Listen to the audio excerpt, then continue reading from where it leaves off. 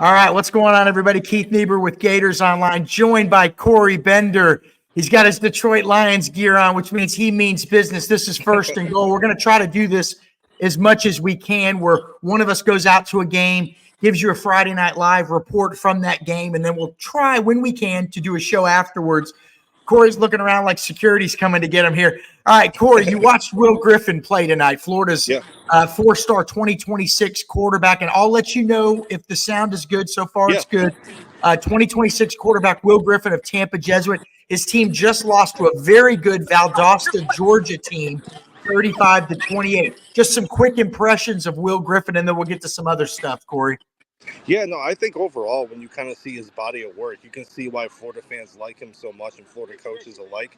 A big kid, about 6'3", 230 pounds, more athletic than I think he gets credit. I mean, he should get more credit for his open field ability. He's a guy, not comparing him to Tim Tebow, I don't want people to get confused that, but he's a guy that has that same type of frame, that same type of running style.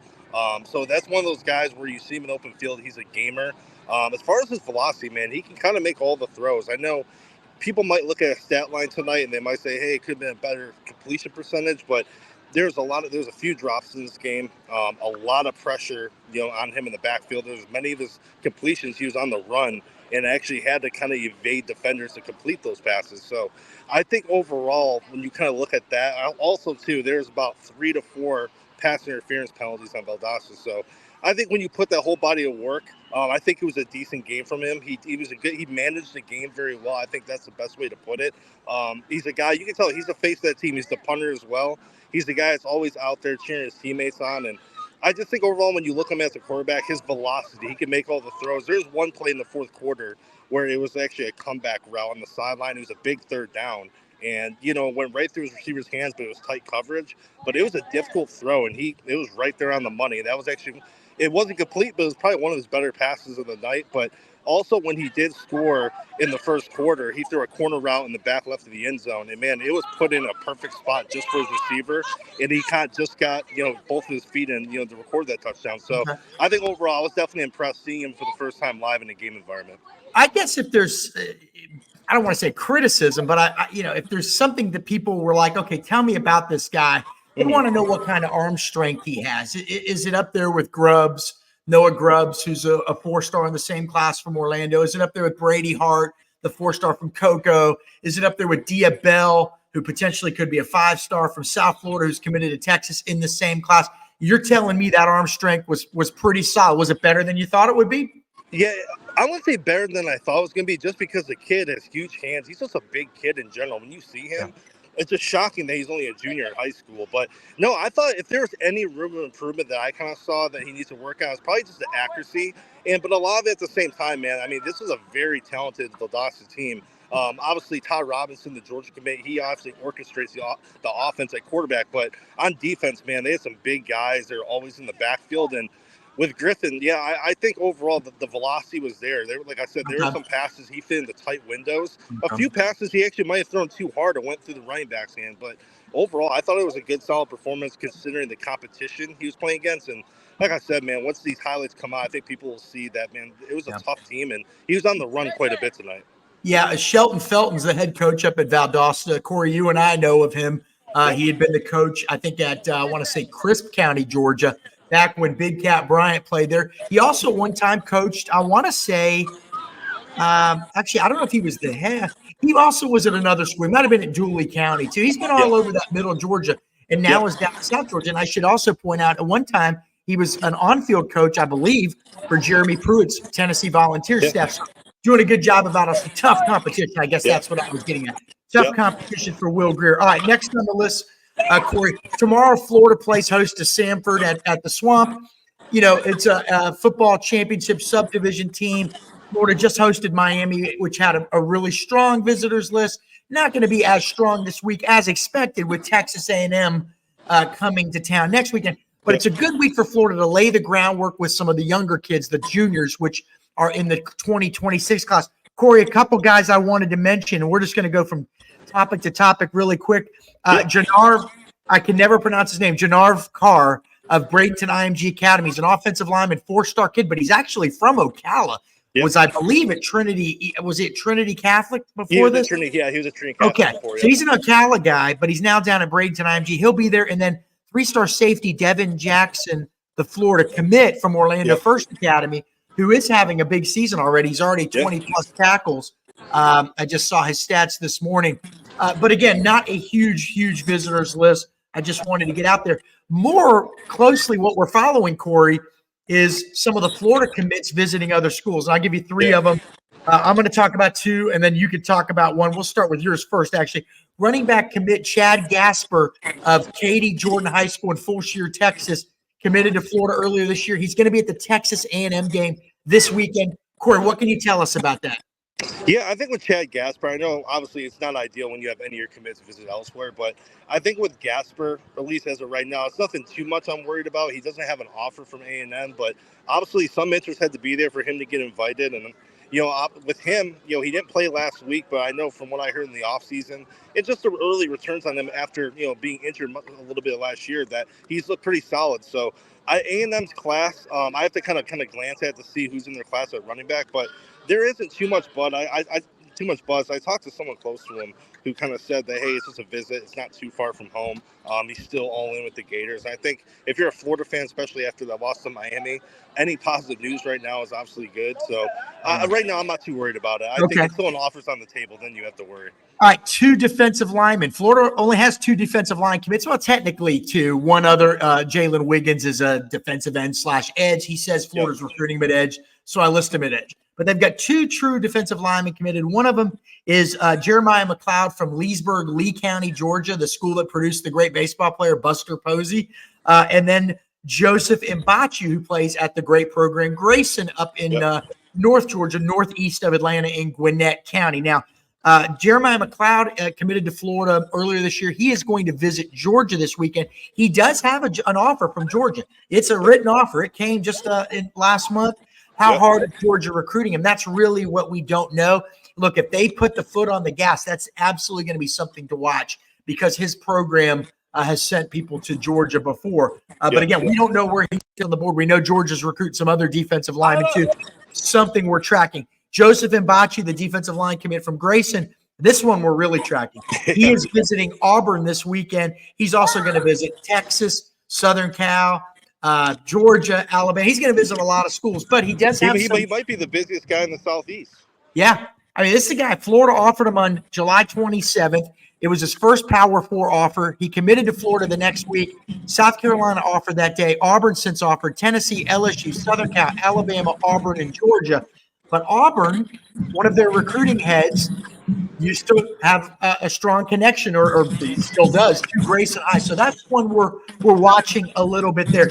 Corey, let's go back to last week. I know you're getting you got a lot going on there. Because the light was in the background. I think now it's a little bit better. Well, unfortunately, we have a clear view of you. That's the bad news. But that's the bad news for everyone watching us. Well, hey, I'd rather put the camera on you than me.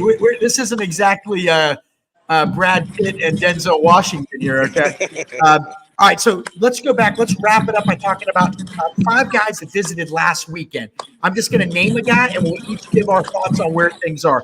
There was only one 5-star at the game. The other one bailed. That's another story for another day. DJ Pickett, the 5-star LSU cornerback commit from Zephyr Hills. You know him well. You know his dad well. Boy, he said Florida needed to show him something this season.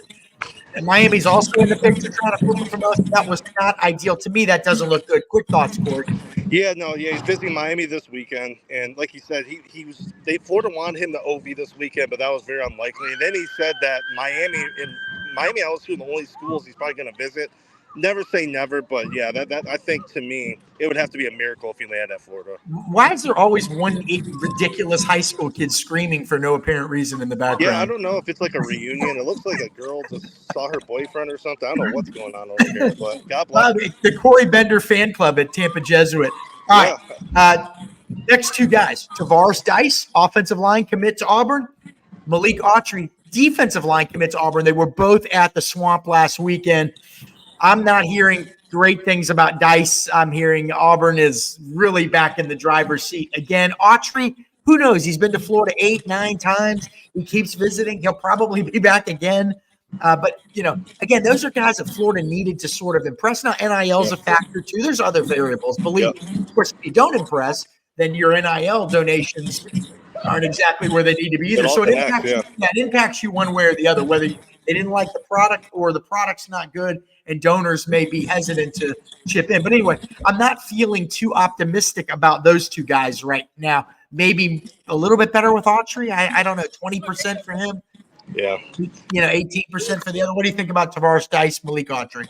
Yeah, I think with Tavares Dice, I just think with him, Florida's always been Auburn's main competition, but I think right now, obviously, there's a big gap between those two schools. And even on top of that, I just think he hasn't ruled out another visit to Florida, but you have to kind of go off where Florida. What's up, Will? How you doing? Hey.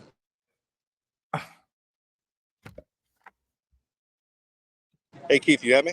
Yep, you're back. You're back. Yeah, Will came up to me. Will came up to me and said hi and thanks for coming. Great. Will Griffin. Will Griffin. Okay. Yeah. Can we get him on the air? Yeah, he was funny after a loss. Yeah, I wasn't going to kind of stretch it a little bit. No, with Tavares Dice, so I think maybe he comes back for another game, but okay. What about Autry? Florida would have to win a good amount of games, and I hate to even say this, but say if there's a coaching change, maybe someone came in later in the year, maybe that's something that kind of gets his interest. But same thing with you, Keith. I think Autry's probably a little bit more likely. And Florida was kind of neck and neck with Auburn for like a year and a half, but Ohio State's kind of in the picture too. He said that loss didn't really affect him too much. It's just one game, but I still think Auburn has so much momentum on the field and off. It's just going to be difficult. Yeah, I think both those guys may be at Auburn on Saturday. We'll see. I mean, look, it's one game. It's a long season. But right now, I'm not loving Florida with DJ Pickett, Tavares Dice, or Malik Autry. Now, Joshua Moore, Florida's 4-star receiver. God, the guy's playing like a 5-star. Joshua Moore out of West Broward. He came up to you after the game, said, hey, man, I'm solid. I'm locked in. But then he went to Miami on Monday. Now, his dad subsequently gave an interview to On3 Steve Wiltfong and said, the kid's all Florida right now. What's your gut say? I mean, he has said Florida cannot struggle this season. But he's all in right now, and I think that's good news. I appreciate his honesty too. I mean, like you say, you don't see many kids that are up front saying, hey, Florida has to do this or this is my situation. And same type of thing. When he came out of the facility after that game last week, his dad came right up to him and said, hey, before you talk to him, he's 100% committed. Joshua said the same thing, but Joshua did say, hey, but I'm still going to take my visits. I'm 100% committed. I'm monitoring the season closely, but I'm going to take my visits. I think that game is probably going to make a good impact on him, especially if Miami continues to win. Yeah. It's close to home.